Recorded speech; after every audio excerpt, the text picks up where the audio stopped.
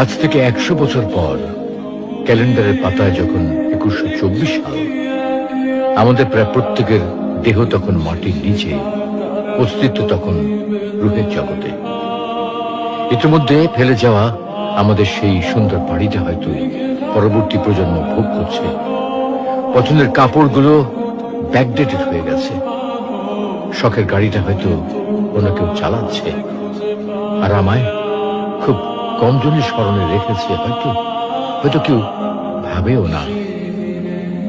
হাতে তাদের সময় নেই, যাদের জন্য এত কিছু করতে করতে নিজের জীবনটাই শেষ করে দিয়েছিলাম। আচ্ছা আচ্ছা, বাস্তবতার এই জীবনে আপনি আপনার দাদার দাদাকে কতবার স্মরণ করেন?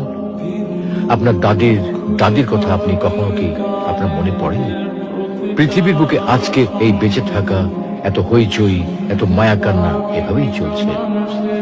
গত হওয়া অসংখ্য প্রজন্মকে টপকে আমরা এই জীবন লাভ করেছি।